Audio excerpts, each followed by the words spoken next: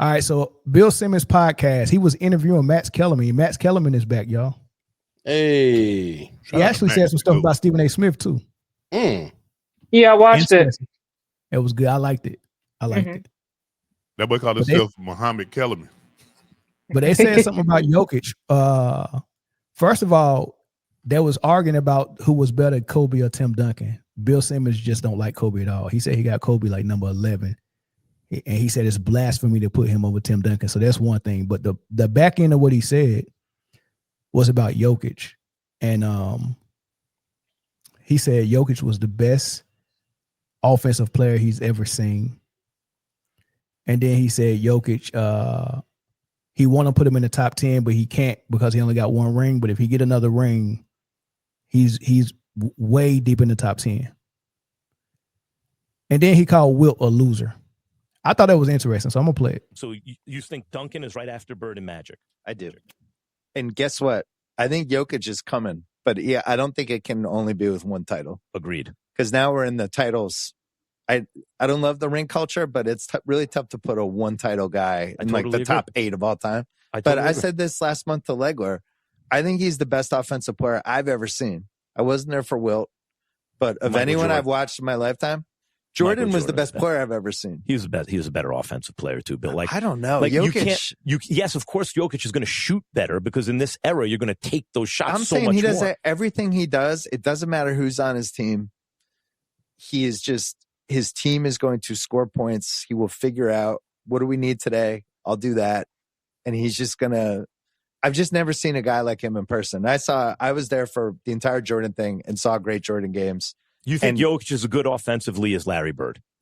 You have to say his era because, of course, the skills improve. And as you know, Larry Bird is my favorite player of all time. Sure. And my sports hero. I think he was a better offensive player. But because of the size is what makes it better different. in his in an absolute sense, all the athletes are always getting better because they're building on what came before them, right? True. Okay. But I mean, for his so this is a thought experiment I do. In the one sport that's measured objectively, we know track and field that guys are getting better because better means faster, right? There's no debate. It's track and field and cars are the two things You that can work measure for it. this. Stopwatch. A 1963 Porsche versus a Porsche now. Exactly. You can't compare the cars. So the 10th best sprinter in the world today is much, much better than Jesse Owens. Yeah. But that's a ridiculous statement to make because they're two different eras. Who's the greater, right? This is the Bob Cousy argument. Hey, so let's talk about best offensive player that ever played the sport of basketball, being Nikola Jokic first. We'll get to the top 10 thing later. Is he the best offensive player that the sport has ever seen? No. Kaja? I feel like questions like this they're subjective because everybody has their own opinion. Like I want to hear yours. Can I say he's the best offensive player of all time? I can't say that, no. But he's definitely up there. Okay. What's up there? Meaning top I'm going to say like top 20. I'm not going to go like top 10, top 5 because I still feel like he has quite a few more years before he retires. But just with respect to what he's done thus far, what he continues to do, his consistency is what stands out to me the most. I got to put him up there. I have to. I mean, I put him up there too. But do you really? Yes, but I know for a fact he ain't the best. Because the best is Mike, and then there's some people after him that can score like crazy, pass it okay, But I think Jokic can score like crazy as well and pass it very well. But I don't think passing it very well is the thing that weighs the most on who I call the best offensive player. Scoring I'm gonna weigh the most on scoring. And there's a lot of people that score better than Jokic. A lot. And I don't think he's close to MJ as an offensive player at all. Even if you add Jokic assists and points and then put it up against MJ's assists and points, MJ is more. I think people also get so caught up in the style of play, how it looks. It's like MJ obviously was more exciting, more athletic. Like you wanted to watch him play. You were tuned in to see how he played, his bravado, everything. Jokic is kind of boring. You know, like he's not very exciting to watch, although he gets the job done. He's not the most exciting to watch. You know, it's like, oh, okay, it looks like he can't really jump that high. Like you can't, like you watch him run, he's slow, you know, like, but he's still efficient, he's still consistent. So I feel like that also plays a part in it as well. Like it depends on what you like, you know, what you think is appealing, what you're attracted to, the kind of players that you like. All those things go into this conversation. Yeah, that could be for some people, but I mean, I thought what Tim Duncan did on the court was pleasing aesthetically. So I mean, some people say San Antonio was born, but that jump, I mean, for me, seeing those cuts and people move without the ball and how that ball move and see them make extra passes, and oh man, that jump was sexy to me. So I don't have a problem with Jokic's game and how it looks. It's aesthetically pleasing to me, just like Mike says. But as far as like, you know, how they move, you know, how fast they was, how they jump, how they blew by people, how they did certain things, how they shot it, how the form looked, all of that stuff. Yeah, that goes into the fact who's in the gym the most and who is just blessed the most. And you can't deny that it's some natural stuff that you're born with that's going to make, you know, give you an advantage over guys that wasn't born with that same thing. So yeah, Michael Jordan had the athleticism and that looked great. Jokic don't have it, but it is what it is. That's part of what makes Jordan better than him.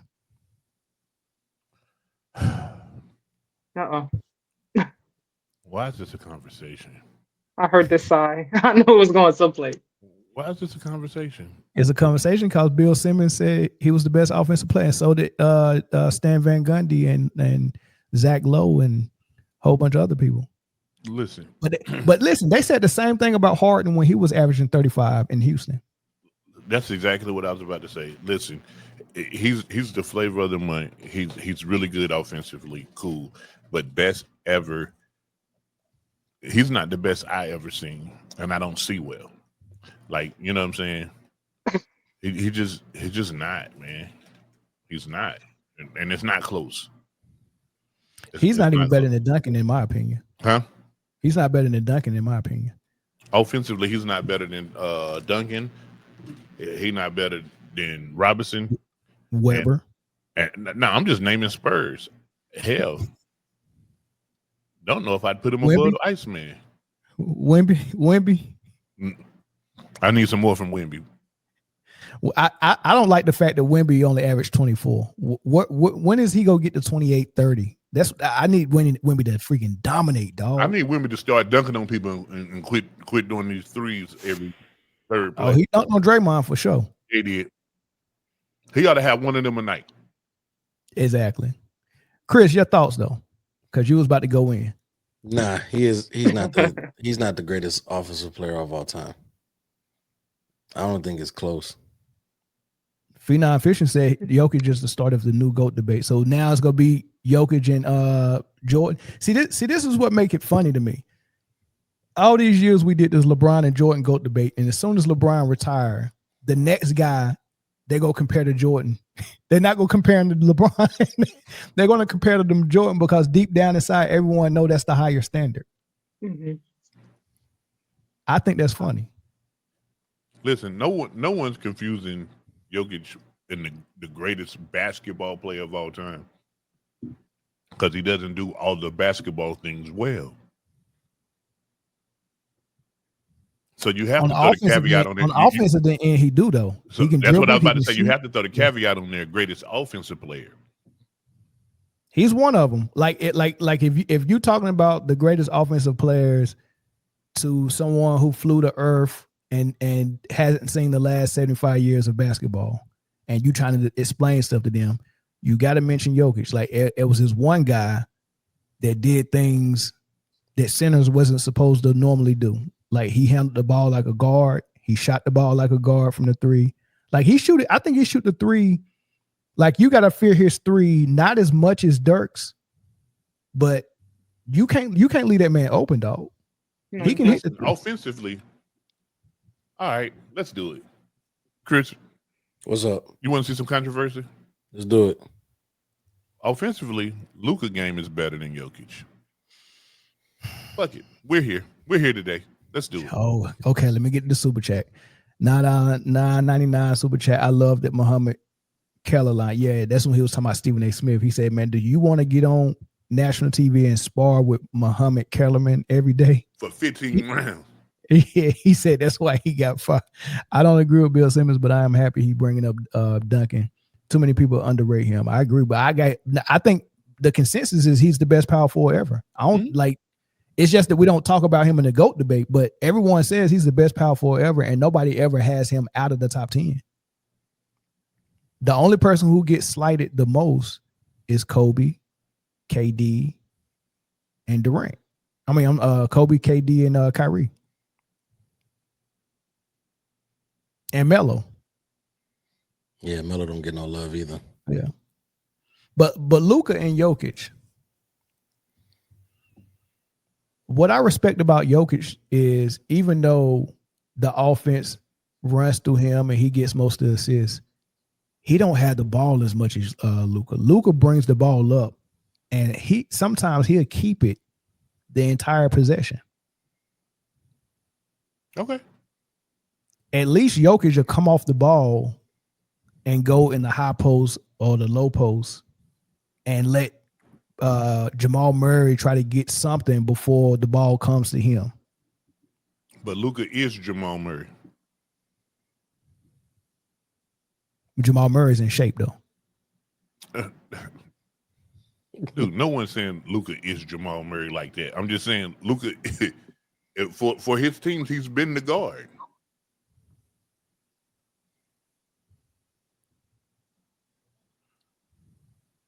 I don't know, Jay.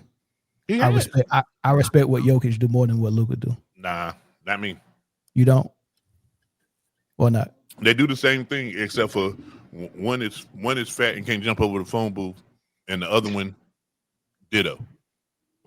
Yeah. They usually do get the ball in the post and do something fat in the air, and then ask for a foul. I mean, but look, if I had to choose one that I respect the most, it's gonna be Jokic for real, man.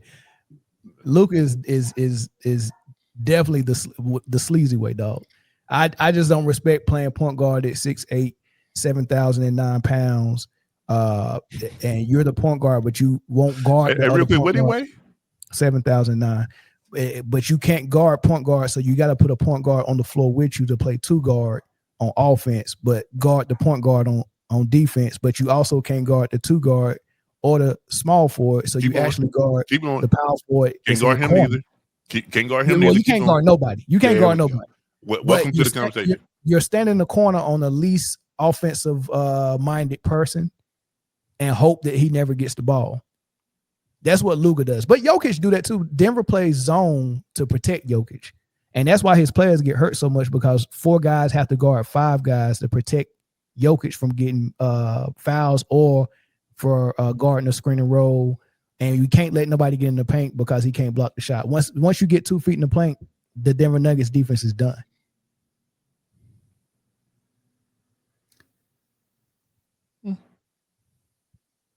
What it boils down to, man, is this right here.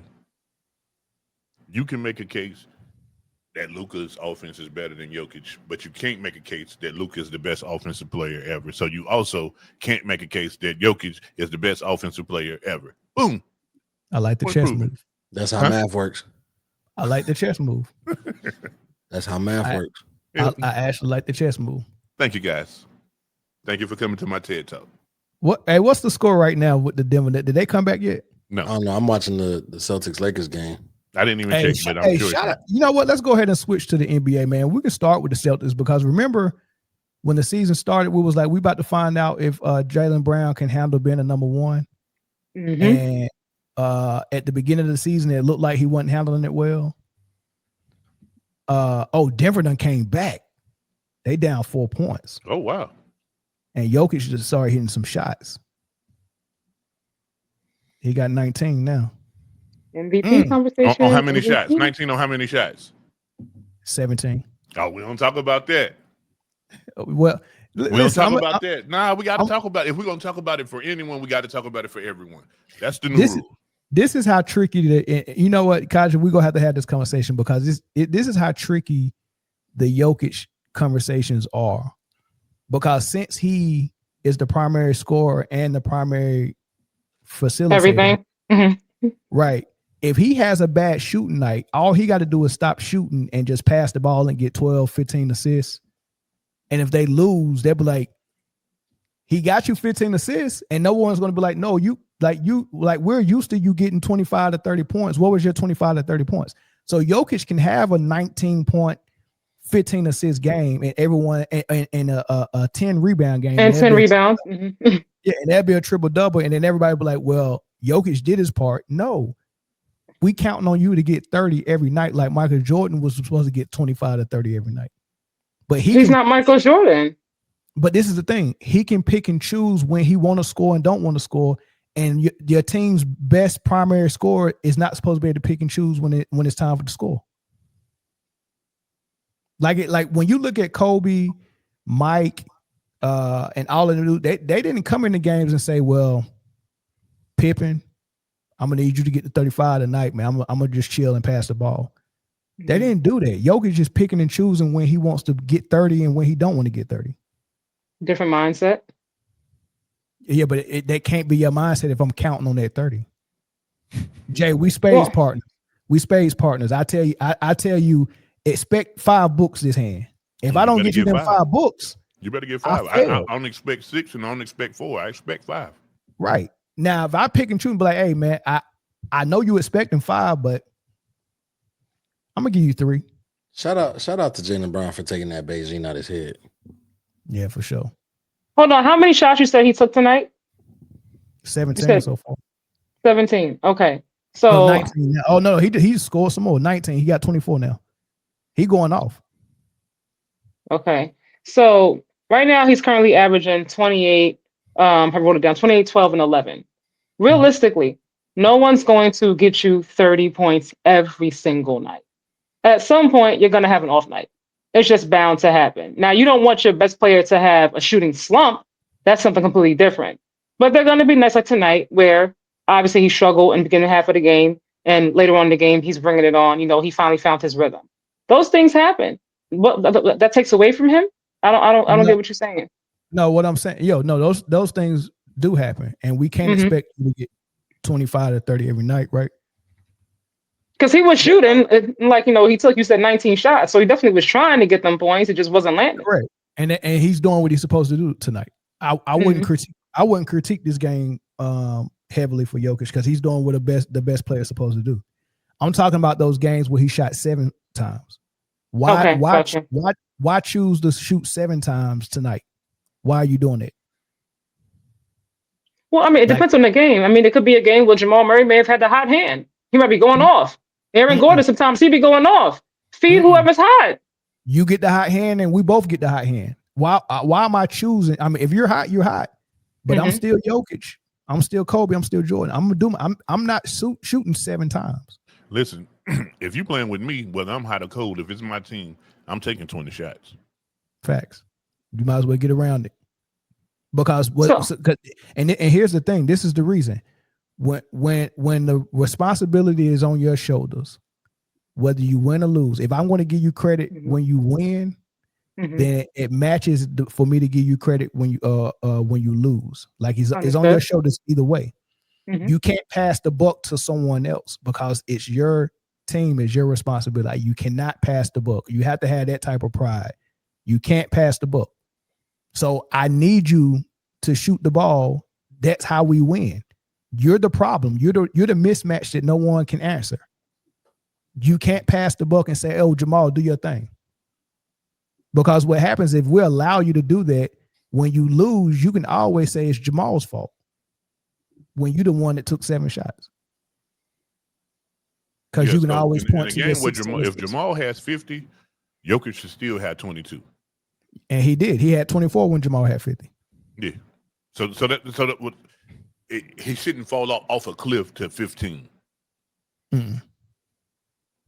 Typically in games where he has like 15 points, usually the rebounds are like 20 and the assists are like almost at 20. So for me, not for you, you feel differently, Mel. I think you got a problem with the Joker, low key. Because last time you were saying he should kind of back up and just kind of choose one. You know, he doesn't have to always have 28, 30 points.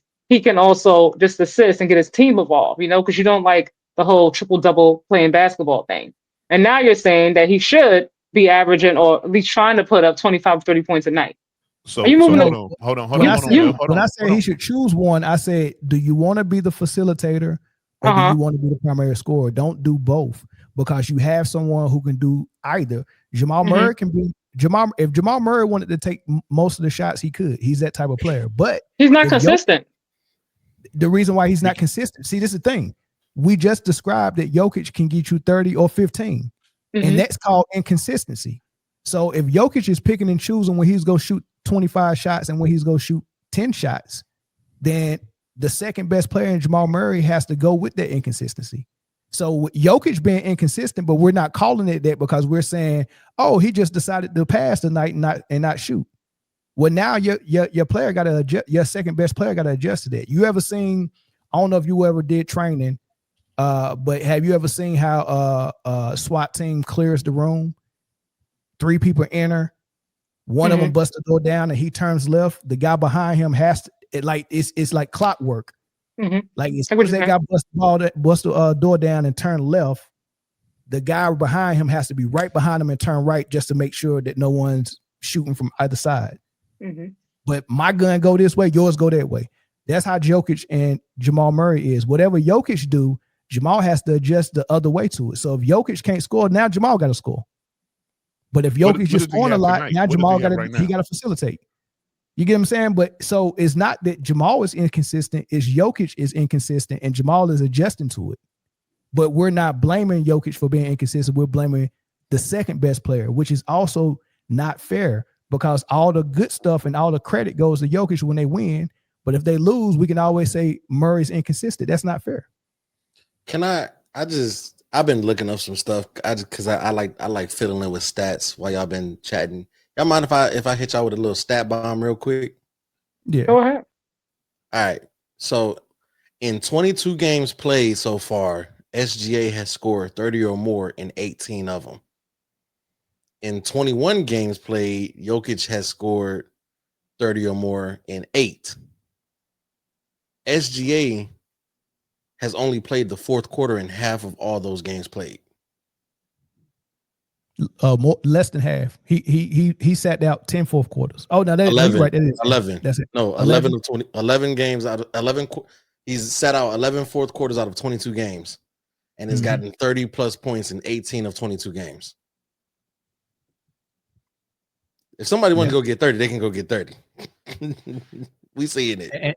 And that's what I was saying. Like Jokic pick one so Jamal can do the other one consistently. If you want to be the scorer that we're leaning on, do that and let Jamal run the offense like Tony Parker ran it for Tim Duncan. But if you want to facilitate like Sabonis and not score a lot, then freaking do that. Be Sabonis and pass the ball all the way around, and then let Jamal Murray take 25 shots a game. But pick one of them so Jamal can take the other one. But right now you're doing both, and Jamal just got to come in and fill the game out every single time, and then figure out how he go play that night. If Jamal was who you think he is, why do you think it runs through Joker?